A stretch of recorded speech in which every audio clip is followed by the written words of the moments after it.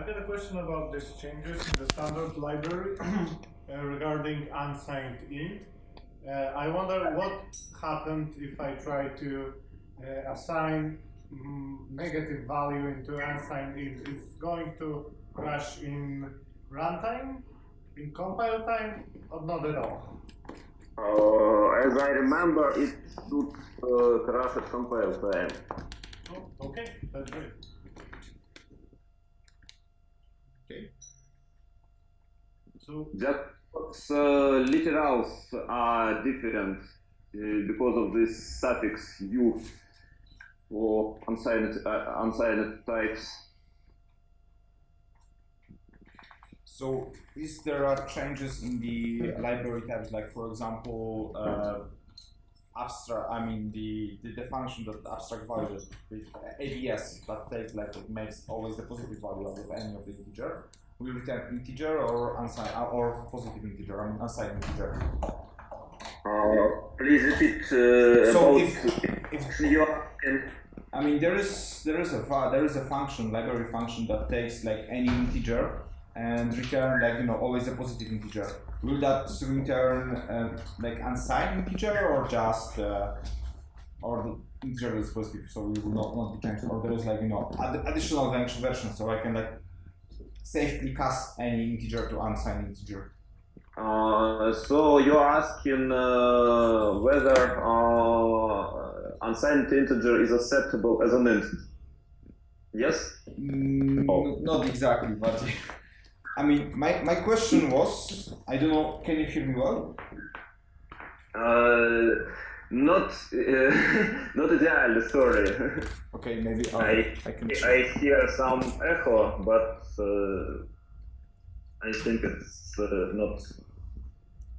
Okay, it's quite quiet right now, so maybe let's start again. So my question is, there is a library function that takes an integer and returns always the positive version of integer. So it's like, if it's positive, it's returned the same integer. If not, it's returned like the negation of that integer. The question is whether can I use that function to actually cast safely integer into unsigned integers? As I know, yes. Not so exactly. Okay. Yes, you can. Okay. But do I have to call another function, or like compiler is smart enough that can? Okay, it's fine. You can assign it.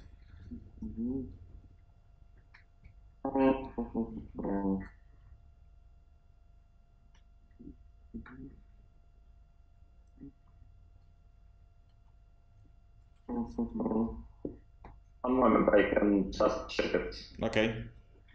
So maybe it's time for someone else to think about the question. Yeah, I would like to stick with this topic because it's like the unsigned integer is basically integer that is positive, and I wonder if you are thinking like for the future about concept of ranged, let's say subtypes of integer doubles or so on, that could be that the range could be narrowed down. So let's say I would have integer from 1 to 100, like in some weird languages like Ada or something like this. So what is the question? We have ranges of integers. No, but the question is whether are you planning to like either introduce or allow users to introduce the types that can be like sub-range of integer. Yes, so for example, like scoped integer. Sub-range of integer, understood. No, I have not heard about such plans. But I think that if you need it, you can create keep request. Okay. And it will be discussed and maybe accepted. But can you emulate this behavior with inline classes? Inline classes don't exactly have constructors, but is there some place when you can, for example, assert that some inline class wrapping an integer has this integer in some range?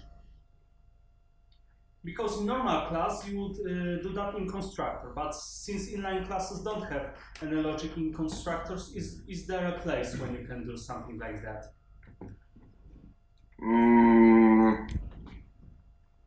I think no. Okay. It's like basically validating the runtime contact in compile time. Yeah? Okay, so can we expect that because as far as I know, the data classes can't be inline? Am I right? If it's implemented. That's now limited by just one value parameter. Okay. I'm not exactly sure they will expand more. And regarding equal and hashcode contract, the inline classes are like as they're just wrapping this one member, their inherited the equal logic from this class, yeah? So Yes. Okay. and is there a way, because as far as I understand inline classes, they sometimes are instantiated in the runtime? Like or No. No? I think that the conception of inline classes is just about that they aren't instantiated at runtime. Okay. Otherwise, they are not inline. Okay. So if I got, for example, a collection of a trait, let's say, of an interface. I'm thinking too much of Scala. Sorry. And this I got like an inline value of that, so or like collection of an objects, and I putting a value like inline class there. So I got like rich string, and I putting a rich string into the collection of the object. So when I retrieve that thing I put into the collection, when it's like see as an object, when I call added get class, do I get the string or rich string? I think you will get string. Okay, so basically, like the contract of the inline classes, whenever I'm creating an inline classes and let's say override the equals method, can be changed in the runtime, like in the different place. So with that example, if I got a collection of an objects and I put the inline class there with change equals, that equals won't be used for comparing of that value of that list. Yes. Yes, as I know. I'm not even sure you can do it. I'm asking because I want to compare whether like classes like that are better than any vals from Scala. Classes, so basically the same. So I just tried to override equals in inline class, and just as I expected, I see a compiler error. Nice. But its member with name equals is reserved for future release. Oh, I love that. So I think that in future releases you will be able to override equals, and it will work in some way. But at this moment, you are just using equals from wrapped type. Mm-hmm. I have some question, but it is not exactly about Kotlin 1.3. But Kotlin is ever-growing language. There are more and more features. Some of them has right now quite weak are not recognized by many people. For example, a lot of Kotlin developers don't know much about interfaces delegation or things like that.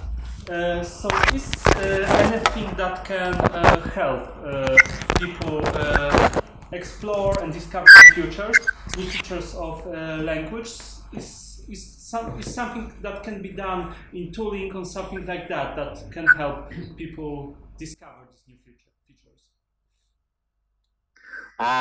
Sometimes we are writing IDE inspections which help to recognize a new feature. For example, we were just talking about this value inside one subject. We could write an inspection which will suggest introducing value inside one subject, and this is the way how user can know about this feature. For example, send me. This is one of possible ways. Also, I can say that, for example, I personally do not much use, for example, delegation by interface, and maybe this feature was not very successful. But there is life. Some features are more successful, some features are less successful. So I think it's not much a problem.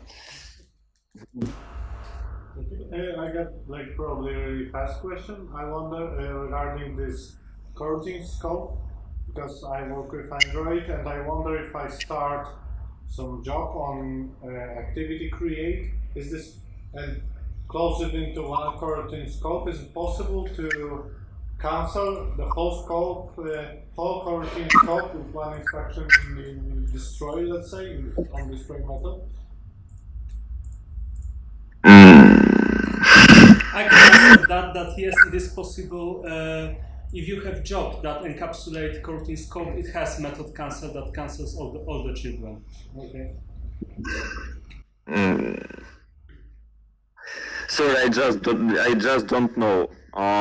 You can, if you want, write this question to me, and I tomorrow can ask coroutine authors. Okay. I just don't know. By the way, I just checked this opportunity to call function with integer argument, with integer parameter using unsigned argument, and no, it doesn't work.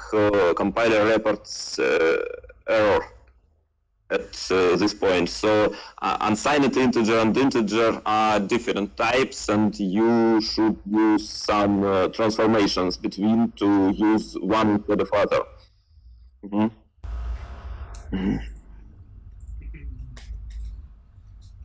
Actually, I have one question, because right now you thought that coroutines are stable. That means that may I trust you and start working with coroutines tomorrow on production code, or I should wait a few months till some other company will introduce it and solve some potential problems? I think you can start right now, because coroutines was in experimental state, as I can remember, for almost 2 years. And I think now they are stable enough, and APIs should not change. So I think they can be used in production. Just right now.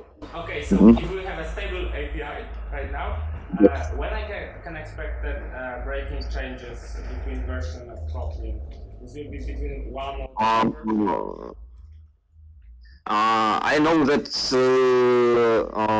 all versions of Kotlin and so of routines should be backward compatible. If they are released, we have backward compatibility. So in version, for example, 1.4, everything that worked in 1.3 should also work. Modular bugs are always possible. Thank you very much. I've got one more question about this unsuccessful features you said. Are they generating some problems for compiler team or tooling teams? because when language grows, every feature must work with other features, so you have more and more edge cases. So are there any temptations to actually remove some features from the language that came about to be not successful?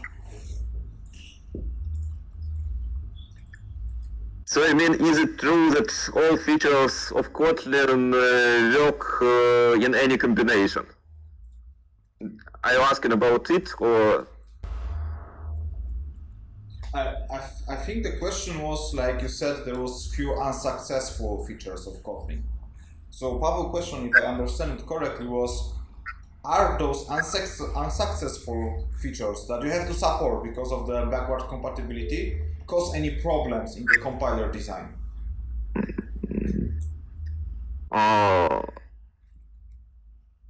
Yes, we have to support them, and yet I never heard that some existing feature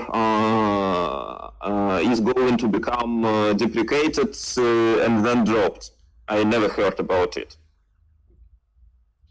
Sometimes I hear strange talks about maybe should we deprecate these companion objects because they're not great enough. But this is just jokes, no more, I think. So I think that all features which were released will remain in at least in all 1.star versions.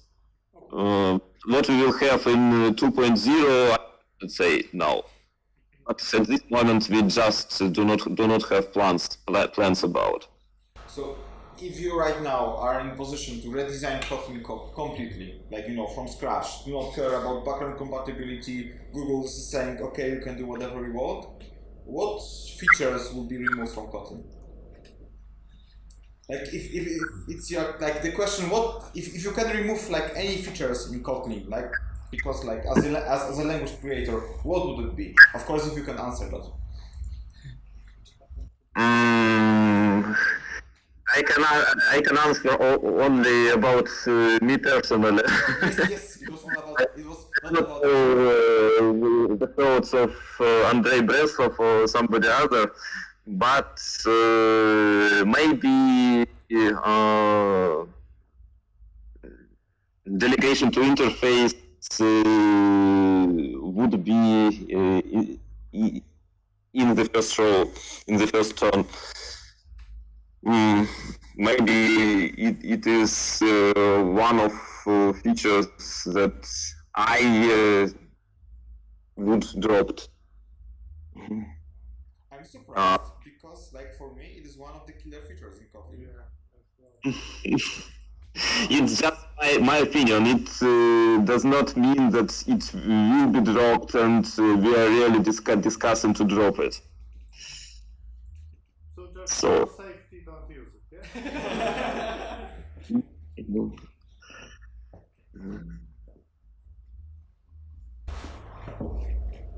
And I've heard an opinion that people are a bit worried that Kotlin is not getting enough on the background development.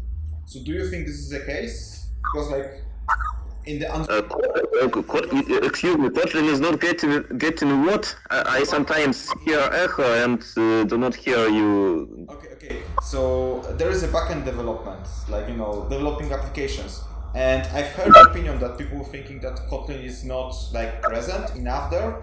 So there is like not enough companies and projects using Kotlin on the backend. Most of the people are using Kotlin in the Android. And I think in Krakow, I think you all agree with me, there is only few companies that actually do Kotlin in the background, in the backend development, or like everywhere else than Android. So do you think this is the case? Is like Kotlin doomed to be the Android, or the Kotlin is getting into good way, like in the good direction to be like to move like to get a lot of space on the backend development, so that actual like let's say Java developers that develops enterprise application switch to Kotlin in like near future. What is your opinion on that? So I think that no, Kotlin is not doomed to be Android only. At least, for example, I hope that with Kotlin multi-platform and Kotlin native, we can hope to have multi-platform mobile projects, which are compilable for both Android and iOS. At least, I can also hope that Kotlin will be used in web development on both front-end and back-end side, but I must confess that this perspective is not so bright. Because as I know, I'm not an expert in JavaScript, but as I know, support of Kotlin JavaScript yet is not good enough. So we should work hardly in this direction to make Kotlin web development on both sides appropriate. So just to summarize, I think that Kotlin Mobile with two target platforms is the first perspective, not Android. The web development is probably the second one. Making my question shorter, there is any rumor or plan to make RX Kotlin fully in Kotlin to give this support for example, multi-platform RX way of coding? I just don't know. I think they should be, but I just do not know exactly. Okay. So you can bring this question to tomorrow to office. Yes. I can also ask our guys from library team what do they think about it. By the way, did you hear about Cater? Cater is a network library? Yes, it is Kotlin library for web development, and it reached beta just in the previous month, I think. Yes, So, yes. I heard about this, but still, if you would like to be really nice developers, who would like to use for JavaScript and for Android, for Kotlin, extension and But coroutines are better than RX, really. for trading operation, yes, of course. But flow streaming operation, It has unblocking channels, they are really great. You should check them out. But I'm always surprised that people are comparing RX and coroutines because they are two different things. yes, Like, I agree. the RX is streams and like the threading is just an addition. It's like basically the RX is synchronous by default. In fact, that's the other discussion. My personal, I mean, the discussion is not a problem. My personal opinion on Keto is the only one, so you should. Keto, yes, you should change the name. The name is not catchy enough. If it's like Kotlin unicorns, you will get tons of users. But okay, so maybe you have a question to the audience. I don't know about how they feel on the new Kotlin or the questions go in both ways. So if you got any questions to the users of the Kotlin that you are developed, you got it there. I do not have questions for just users, but could you tell me, do you have some relations with Eclipse plugin? I mean, I think our only relation right now is moving into the camera right now. And I hope you can see Pavel. Yeah, so I am the maintainer of Kotlin Eclipse plugin. Okay. Then So you're the guys who outsource this thing about a year ago. Not year, but like few months, yeah. But we Yeah. are like A few months? Okay. I just did not know it exactly. I knew that somebody has taken it, but I did not know that it was you. Mhm. I think we are the only company in the world that is specialized, like in among many cases, in developing strange IDE in Eclipse. Because this is our second. The first one was Scala, the second is Kotlin. So if you go there, like if your project got like a strange language that needs to be developed in Eclipse, we know Eclipse, so we can learn that language. Of course, we are doing other things. It's not only Eclipse. Mhm. Mhm. I mean, if you got a question, you don't have to raise your hand. Just ask it. Mhm. Yet yet I do not have more. Mhm. So I will skip. I will stick still with these breaking changes because I'm a fan of breaking changes, and I would rather expect that version 2.0 will have a breaking changes because it's important to language also to evaluate, not to keep backward compatibility if something goes wrong. So I have actually two questions. One is, could you confirm that version 2.0 will have breaking changes, and when we can expect it? Because I would like to myself. About second question, I can answer only that at this moment we have no timing plans for 2.0. About breaking changes in 2.0, I can say only that it's possible, but I do not expect a lot. So I think maybe something will be slightly changed, but you should that now it's only some thoughts about some future which is not close. So, for example, I can tell you that something like 95 or even 99% you will not see 2.0 in next 3 years, for example. So it's far perspective. So I think it's not an object to worry about. Okay, thank you. If you like breaking changes, you should switch to Scala soon because I know. I hope the change for Scala will not be like the breaking change for like users, but I hope it will be not the breaking change for the language.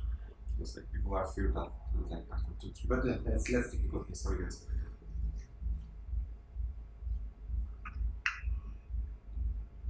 Okay, so do you plan at some point to bring some kind of rich generics in Kotlin, like higher types?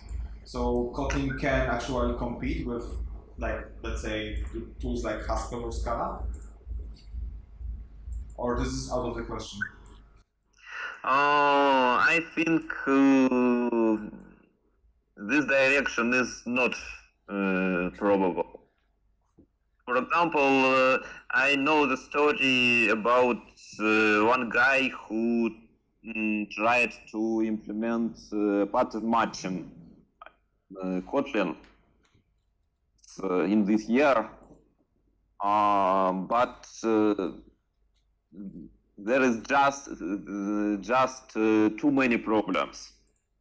Too many problems with integrating in syntax, too many problems in implementation, and looks like there are not too much people who really this.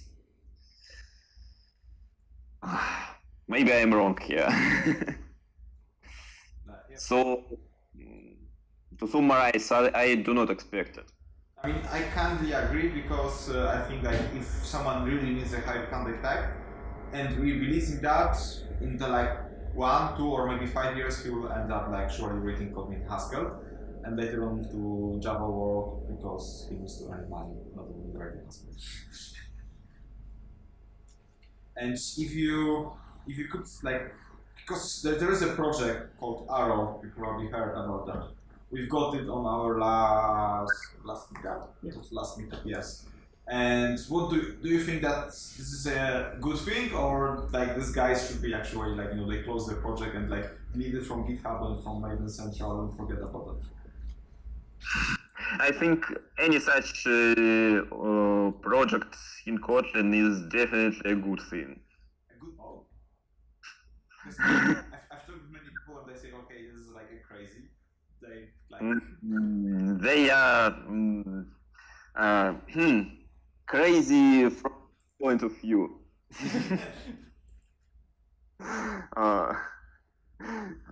We everybody are a little bit crazy. yes.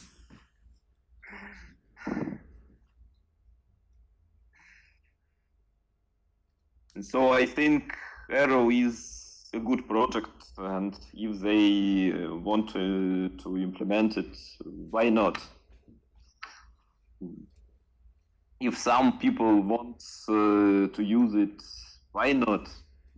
So, do you think when Java, like which Java version will look like Kotlin 1.1, for example? Because they're getting more and more feature like that. So like, I think no Java version will look like Kotlin.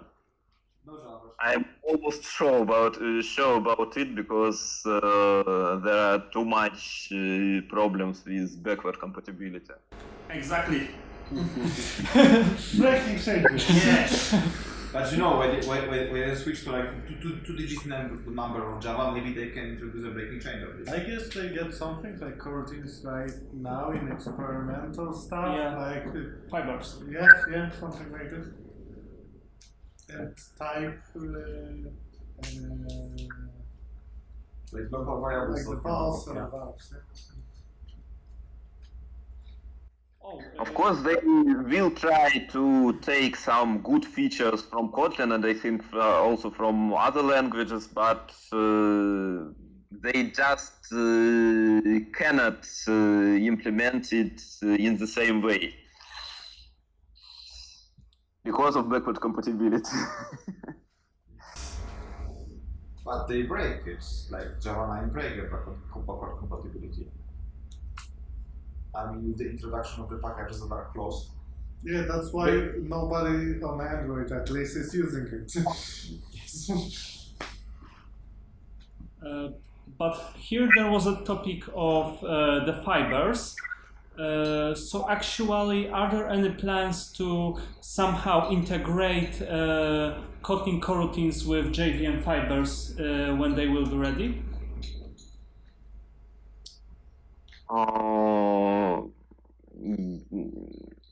About it, I also do not know exactly, but I think it's quite possible.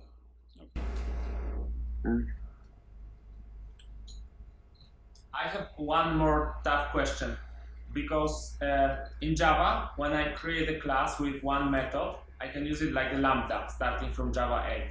When I do the same thing in Kotlin, I cannot.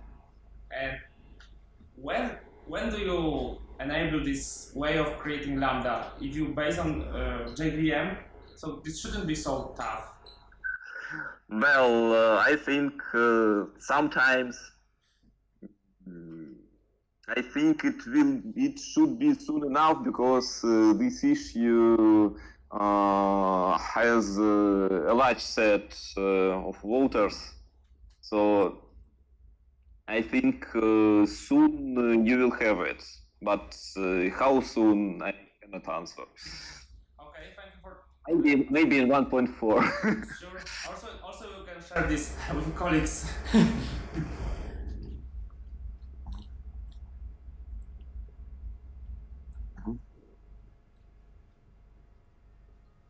So if I may ask, what Kotlin version are you using? Who is on 1.2.7 or 1.2 something? 1.247. No idea. No. Okay, who's on the 1.3? Nice. We have released in this week, so It's really safe. I mean, like Nothing going great. Really. okay, who is using older Kotlin, like 1 compound? That's great. That's great. That's amazing. And who is not using Kotlin at all? Okay. and who is using Kotlin for not Android projects? Oh, nice. Whoa. Wow. Whoa.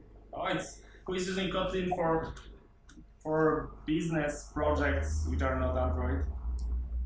Yes. Still nice. Eclipse plugins doesn't count. I mean, if you got a customer that's paying for your work, it's a business project, Yes. yeah? Yeah, it's counts. Yeah. So, like, half of the JetBrains world is actually the open source. So, Yeah. and IntelliJ is one of the best because it's gathered like most of the market in terms of the. And if you want to see some code, I like go there and look. It's nice. It's a proof that you don't have to write nice code to create a software possible. Oh, one last question, if I can use this time. You have really great integration with Google and Android stuff. What about Spring, for example, or other backend big library or big players? Maybe it's good direction. As I know, we have some additional support of Spring. For example, as I remember, I'm not an expert in Spring, but there are some inspections, for example, which are useful for Spring only. So there is some additional support for Spring library. I know also that some libraries have additional plugins to have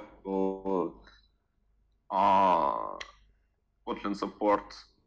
For example, JavaFX has TornadoX Kotlin wrappers, and it includes some plugin to better in idea. I think with some extra highlighting and inspections and so on. So I think it's a possible way of advancements to have library support not in Kotlin plugin itself, but in separate plugins. For example, we have Cater plugin. It's separate plugin from core Kotlin plugin. So maybe it's the way it should work. Thanks. Yeah, but when you are using Spring, to it to be usable, you need some compiler plugins. Do you think that the need of compiler plugins isn't some kind of problem with language design? For example, to be productive in Spring, you need allopen plugin, which breaks one of the most important features of Kotlin, that all classes are final by default.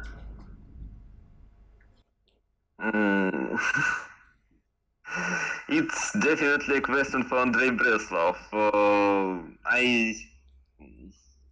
I'm not sure. I think no, it's not a big problem in Kotlin design, and why compiler plugins are so bad. Of course, they have some disadvantages. For example, we have to do some additional support for them. This wonderful all open plugin, which is also used in Spring, as I know, it's some additional problems for us. it's some disadvantage, but I think generally compiler plugins is a good idea. I disagree because it's breaking this feature with all classes are closed. So if you use this plugin, you just open all class. So I think it's not good direction to just modify. As I remember, we do not just open all classes. We use some annotation to make everything in a class open. So even with this plugin, classes are not open by default. It allows to introduce some annotation to make class and everything inside open. So it works in a bit different way.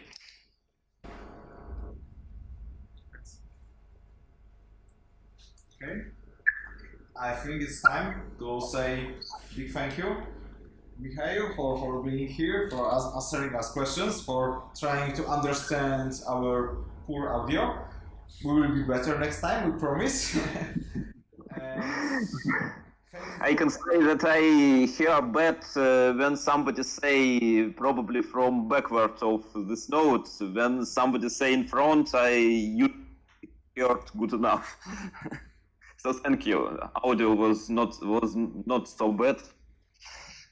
we can hear each other. And thank you very much, and thank you especially very much for your work on the Kotlin, because we all using it and we are enjoying it. That is why we are here. So big applause.